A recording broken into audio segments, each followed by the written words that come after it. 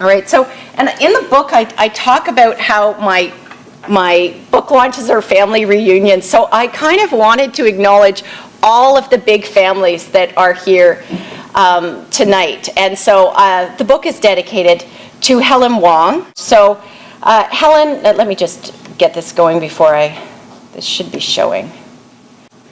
Helen trusted me to tell the story. When I first started looking into the history of Chinese on the prairies, I said to people, were the Chinese in the Quongying? And everyone said, no, they weren't. They were never in the Quongying. And I happened to interview dear Helen Wong, and she opened up to me. And she's the daughter of Charlie Fu, who is someone everyone I interviewed knew. So it was really because of Helen that I'm able to tell this story. So I'm going to start with Helen Wong's family. So could the family of Helen Wong please stand up? So that's a very large number of people. Charlie Fu and all of his descendants. So these are the descendants of and I knew there were more. So thank you so much. And I imagine I'm doing this just because maybe some of you can talk to each other afterward. So there is this wonderful man who used to live in Regina called Sam G. And I was building an archive, which really meant that I bugged a lot of people. I would just write email after email. I would show up. I would beg. I would say, I'm coming one more time. And I got in touch with Sam G. And Sam G moved from Regina to Ottawa. But he gave me so many materials. He is a lovely man. So Sam G, I was working for the Canadian Museum of Human Rights, putting together their head tax exhibit. And the person who was in charge of exhibits said, we'd really like some stuff on Yi Clin. And just around that time, Sam said, I can introduce you to Yi Clin's family. And I said, this is fantastic. So Yi Clin's family is here, his 2 daughters. So could the family of Yi Clin please stand up? Mamie and Katie and Clarence and so Yi Clin, for those of you who don't know, and this is Mamie and this is Katie, Yi Clin's daughters. Yi Clin, when I came to this kind of research, was the most well-known story in Chinese Canadian history. He successfully challenged a racist law in Regina that white women couldn't work in restaurants. And so, Clarence, I want to thank you for all your help in not only writing the preface, but helping me get the story right. So thank you. So I'll read just a few excerpts. I'll take questions. I can sign some books, and we can talk some more. And throughout my talk, there'll just be a slideshow. I've collected so many materials over the years, and it's impossible for me to get some of these collections, particularly the ones that I collected from the Chinese Nationalist League in Winnipeg. Some of them are very sensitive, so I'm not able to upload those to any collections, but other collections I've certainly been able to get into libraries through Henry's amazing Chinese Canadian Stories project. So when I completed my book, The Way of the Bachelor, and was editing the final proofs, I saw I had built a considerable archive. I had so much material and many more stories that needed to be told. I had to tell people about prairie networks, power brokers, and laborers, and most importantly, about family and women. And so when I did my launch, in 2011, people said, well, what about the women? And it was so hard to get those stories about women. And so I went back and I asked people if they would allow me to tell the stories of women. So I managed to get 28 stories of women from that early period into this book. So that was something I'm quite proud of. In this book, I try to include all the stories I have gathered since 2005. When I embarked on a research project to understand early Chinese prairie settlement. As I interviewed people in Quebec, Ontario, Manitoba, Saskatchewan, Alberta, and British Columbia, and collected materials in Chinese and English, I came to expect that many of the early settlers I was hearing about were connected. Almost all of them were. And another thing that Nancy found in a garage was her father's diary from 1942, West Goes West. And why I mention this is because this diary, this travel log, shows you just how well known all the Chinese were to each other. And all of these families who are here today in the past visited with each other. And it was a really small world. So that entire diary just depicts that life so well and everybody's connections. When I launched The Way of the Bachelor in April 2011, 3 families now living in Vancouver or outside of it of research participants attended, and the fathers and grandfathers knew each other. To them, the stories, photographs, and documents I had collected had personal significance. Research talks became reunions. Unlike my previous work on arcane aspects of Chinese religious literature and theory, this research endeavor actually meant something to people living today. Thus, it has been my pleasure to collect and share many, sadly not all, of the stories that were told to me. The act of writing this book brought with it many surprises, from the discovery of Frank Chan's scrapbook. So Frank Chan died in 1952, but he was this enormous figure in Chinese Canadian society.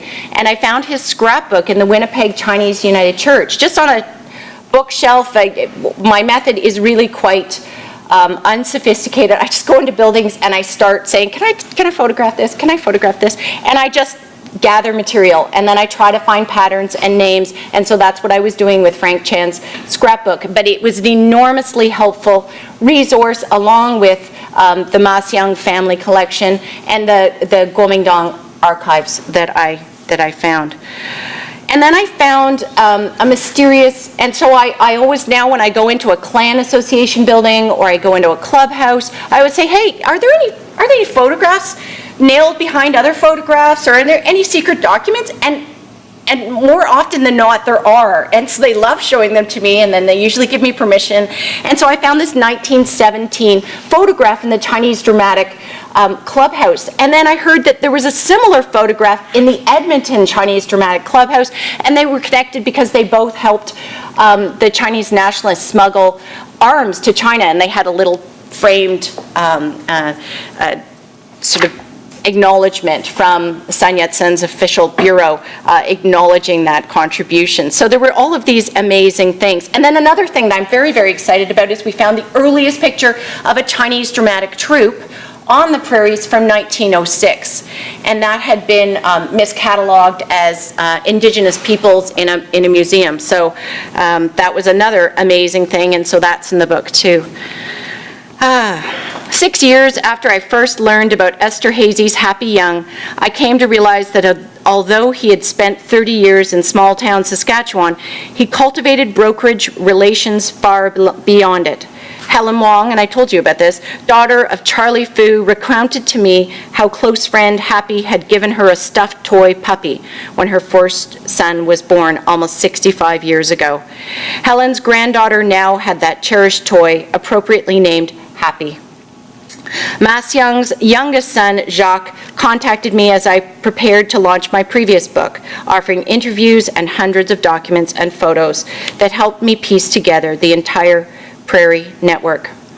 As I traveled along the old Chinese networks from Montreal to Toronto and through the prairies to British Columbia, I was able to meet and get to know remarkable Chinese Canadians. Is anybody from David and Isaac Farn's family here? And that's another family. So Isaac Farn lives here. I'm just remembering another story. So that's another family that I talked to, and he's featured in one of the chapters, and you'll see the lovely pictures of him. In spite of the discrimination and bigotry that they had experienced, they continued to love Canada. Some encouraged sons to volunteer for military service in the Second World War. A lot of you know Reg Bing Wu, right, and his family, and that's an example there. Even in Saskatchewan and British Columbia, where Chinese couldn't vote. Through a research contact, I met a relative of Yi Quinn, who then, that was Sam G, who then introduced me to Yi Quinn's 3 children, and sadly, Dan died, but a wonderful man, and very glad to have had that contribution. I came to learn that Yi Quinn had never told his children about his successful challenge to a racist Regina law. In this book, I have tried to demonstrate the roles played not only by the people, but by religion, racism, and gender in the Chinese-Canadian nationalist project by tracing the webs of connections and affections that flowed through Prairie pathways. These pathways and ties emerged as Chinese arrived. They coalesced in 1909 as settlements stabilized.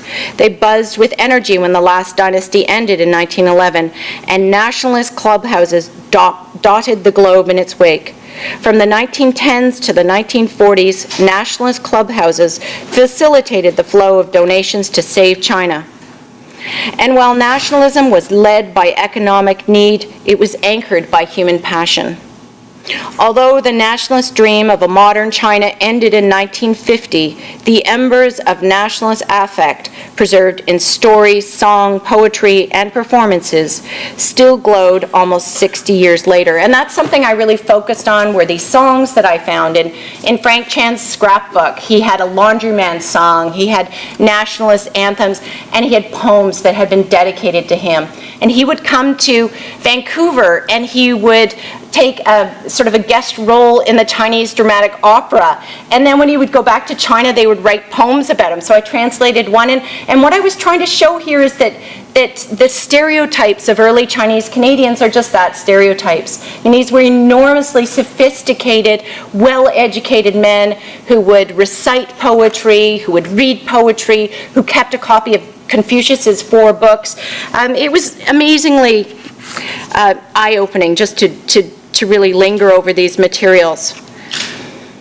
Although the nationalist dream of a modern China ended in 1950, the embers, yes, I think I already said that, the embers of nationalist affect preserved in stories, song, poetry, and performances still glowed. So then, I go to the story of women. So I tell a lot of stories of women, of Mamie and Katie, so their stories are in there, and Helen, and dear Lil Chow, who wrote to me a year ago, and this is something I have heard many, many times over the years. She wrote to me, and then she called me last August, so August 2013. Does anybody know Lil Chow? So Lil Chow, she passed away. She wrote to me a year ago and said, "Alison, would you get your book out? I'm afraid I won't live to see it." And so I sent her, as soon as it came out, I sent her a copy. As soon as I had my copies, I sent her a copy.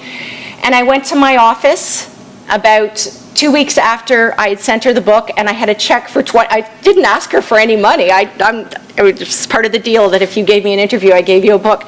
She had sent me a $25 check because she was quite annoyed with me when I gave her the last book and I didn't ask for money. And anyway, she passed away.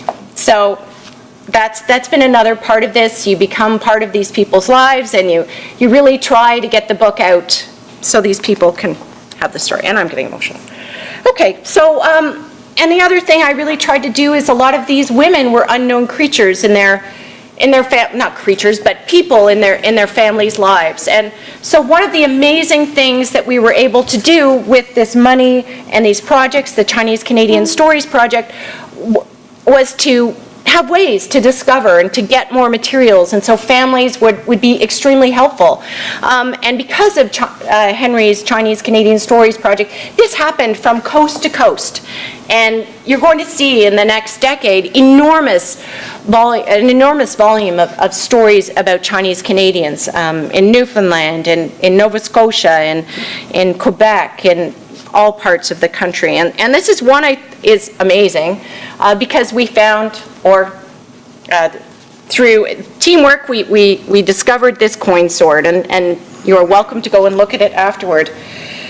And all right, so 90 years after Quongying had entered Canada in 1921, I accompanied 87-year-old Walker Wong up the stairs of his old Brandon family home and down the hall to his mother's bedroom, largely untouched since she had died 18 years before, in February 1993. And Walker lived downstairs, and the upper floor was used mostly for storage. We entered Quongying's bedroom, opened the closet door, and found the trunk that had been locked for virtually all of Walker's life.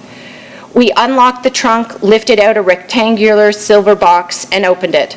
Inside were hundreds of very heavy, old, round coins with square center holes. The coins dated to the reign of Qianlong, an 18th century Qing dynasty emperor. They were commonly used as heavenly treasury money to restore destiny. As I looked more closely, I could see that some coins still had red thread joining them to other coins. These specific coins were used to prevent family members from being pulled apart and to prevent someone from leaving his or her position within the family, be that dead or alive. The red thread bound family members together and kept ghosts and spirits, such as Miss Au. Miss Au was the adopted sister of Charlie Fu, and she had come to Canada just before, Charlie in 1918. She was older, and she died in childbirth. And prior to looking through this box, no one had ever really seen a picture. Have you guys ever come across a photograph? Never seen a photograph of her. So in this box of coins, we found this locket, which we now presume to be Miss Au. So Quongying had been performing her own rituals of inclusion and exclusion. According to traditional beliefs, Au would have tried to become reborn, escape from the lake of blood where she had died during childbirth and all this enormously bad karma, and come out through the closet and then try to possess Quongying. Beneath the box of coins was a coin sword. The coins, I'll show it. So this is the coin sword here, and at one point she had 4 of them in the closet. And so what happened is we started to ask questions, and people started to remember, oh yeah, there used to be 4 of these in the closet, and there were all these coins, and all the coins were affixed to the wall. So it was very much an altar room. It is highly likely that Quongying had brought these Taoist talismans to keep herself and her family safe from the supernatural threat of Miss Au. And her father was a geomancer. He was a Taoist ritual specialist in southern China. But again, Quongying never revealed this to her family. And the reason why is because a lot of these Chinese nationalist documents that I collected talked about the restrictions on religious performance. And so there was no freedom of religion at this point in time. Canada was a Christian nation. If you didn't self-identify as Christian, you were seen as a heathen. So there really wasn't freedom to behave in ways that were religious in small Prairie Canada. And so being a Buddhist or performing these Taoist rituals would have made you seem very, very strange. And so in fact, the family locked that door, and they had a special lock on it after someone had broken in. As mentioned, these rituals gave Quongying a sense of personal power and control. They also gave her cultural rootedness and her own ties, not to effective regimes, which is the word I use for these nationalist networks throughout the country, but to old country traditions. These traditions were highly frowned upon in 1920s Chinese Prairie, Canada. 4 family members revealed that during the 1920s and throughout the 1930s, when all of Quongying's children were growing up, there had been a 3-foot by 5-foot wall of coins and swords hung in the cafe apartment's master bedroom closet. In the early 1930s, a Chinese person from outside the family went into the closet and saw the magic swords and coins. After that, the family installed a special door. And Nancy, again, I mention this because Nancy did a lot of footwork. She went back to the old house and took a look, and so she was really instrumental in getting this story out. A woman could not allow anyone but her husband to know about these powerful ritual implements, even though many of the overseas nationalist male leaders were themselves positively disposed toward these illicit practices. One decades-long Manitoba Chinese nationalist leader kept a figurine of a Chinese deity by his bedside and prayed to it. Public religious practice unrelated to Christianity was seen to be a blight on the image of modern Chinese. Thus, it had to be concealed. Quongying never told her children about her private rituals, but we presume she set to work using many coins she had brought with her to Canada for protection based on Miss Au's birth date, which she had learned from Sam.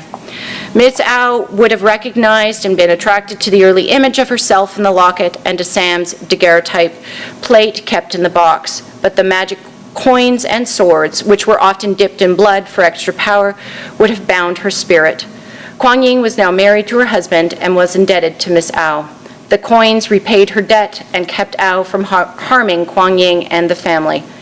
In Quongying's mind, these powerful ritual instruments had efficacious power. In some ways, the information on Quongying's coins and sword presents only slim evidence of a woman's interior religious life. But as indicated by repeated interviews with 4 research participants, these secret practices do seem to have provided comfort during the difficult first half of her life in Canada. So that's the story of Quongying, and I try to tell all the stories that I found, especially of the women, just because I tried to create a balanced account with 4 chapters on women and 4 on men, and then just to outline the networks. And so that's really all that I'm going to read from the book today, but I'd like to answer questions if people have them, and to talk more about things that maybe you found in the book or wanted to see in the book or other things. It was deeply, deeply important to some of these lives, because without that, women lived under such a severe shadow of discrimination, and they didn't have the restaurants or the groceries or the laundries or the clubhouses to go to, and it was a very traditional existence and a lonely one. So in having that practice, would they have an altar in a corner? Yes. Or would it be in a back room where it wasn't so visible to visitors? It seems to have been, and it's very hard to find evidence of this, and evidence that I can talk about, because some interviews, just don't come to light. So this was the best evidence of a full-on Taoist altar, a spirit medium who's a woman, right, who just thrives in a place where it's very difficult, where there are no other women to spend time with, and where the burden is enormous, even though her husband is a really good man. And so other practices are much more disconnected from even that aspect of having an altar. Typically, an altar would have been in a laundry, in a back room where no one would see it. Again, you're on the prairies, and most people are Christian. And the Christians knock on your door. And unlike today, right, if you don't want to answer the door, if they knock on your door too many times, then they brand you as a heathen. And if they brand you as a heathen when you go to apply for some kind of license, or when you need, some favor, you don't get it.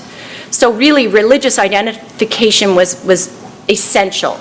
So women were typically Buddhists, men were typically Confucian, because that seemed to go hand in hand with the Kuomintang, with the Chinese nationalism, which was very, very strong on the prairies. Well, and I'm pleased to hear that, because I've heard of, sort of in Chinatown, Carroll Street, there's 2 plaques of, Dr. Sun Yat-sen Yes. slept here, and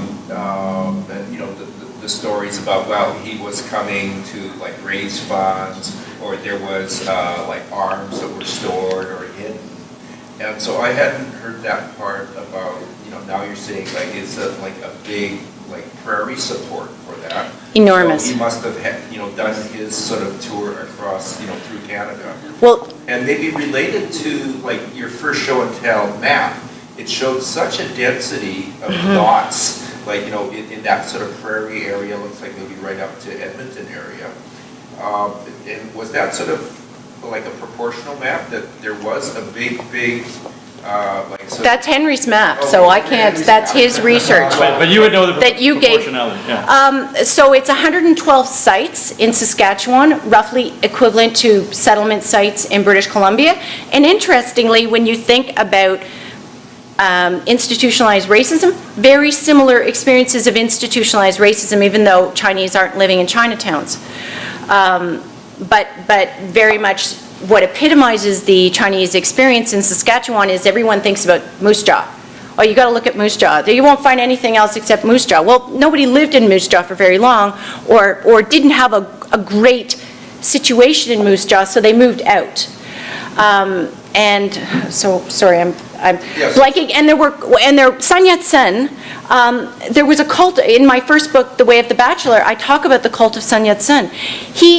He had enormous support on the prairies, and people would bequeath items that Sun Yat-sen had sent to them. It was really his bureau, but they would get like a tiny certificate if they lived in Swift Current or if they lived in Luxton, for being the representative who would collect the money to send to the Nationalists in China. So he was very, very involved, and he became almost like a godlike figure to the Chinese on the prairies.